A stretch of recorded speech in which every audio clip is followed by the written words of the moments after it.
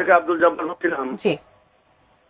হ্যাঁ, আমার প্রথম প্রশ্ন হলো শিব্বির আহমেদ, জনাব শিব্বির আহমেদ সাহেবের কাছে, যে বাংলাদেশ জামাত ইসলামী যুদ্ধ অপরাধী, দেশদ্রোহী, তারা জঙ্গিবাদ।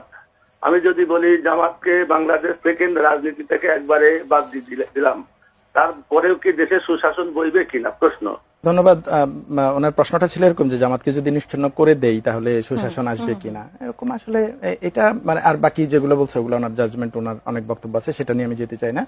কোনো মানে জামাতকে নিশ্চিহ্ন করে দিলে সুশাসন আসবে কিনা, এটা সাথে কানেক্টেড হচ্ছে যে জামাত থাকার কারণে সুশাসনে অসুবিধা হচ্ছে কিনা, বা জামাত বাংলাদেশে স্বাধীনের পর থেকেই দীর্ঘদিন ধরে রাজনীতি করছে, সরকারেও ছিল 1 থেকে 6 সালে, এবং জামাত যে সরকারে ছিল সেই সময় জামাতের 2জন মন্ত্রী ছিল, এবং 2জন মন্ত্রী খুব ভালোভাবে তাদের মন্ত্রণালয় চালিয়েছে। তাদের 2টা মন্ত্রণালয়ে যে দুর্নীতিমুক্ত ছিল এইটার ব্যাপারে বিরোধীরাও একমত। কেউ অভিযোগ করতে পারে না যে তারা দুর্নীতি করেছে বা দুঃশাসন করেছে বা কোনো অনিয়ম করেছে তাদের মন্ত্রণালয়ে। তার মানে বাংলাদেশের ইতিহাসে এই 2জনেই মন্ত্রী পাওয়া যাবে যাদের মন্ত্রণালয়ে কোনো ধরনের দুর্নীতির অভিযোগ আসে নাই। বাংলাদেশের পুরো ইতিহাসে এরকম কোনো মন্ত্রণালয় আর কেউ দেখাতে পারে নাই। আমি আগের কথা জানি না, গণতান্ত্রিক প্রক্রিয়া যখন শুরু হয়েছে না 91 থেকে যদি আমরা বলি এ পর্যন্ত কোনো মন্ত্রী এ কথা বলতে পারবে না, বা কোনো মন্ত্রীর ব্যাপারে মিডিয়া এভাবে কনফিডেন্টলি বলতে পারে না যে তাদের কোনো দুর্নীতি পাওয়া যায় না।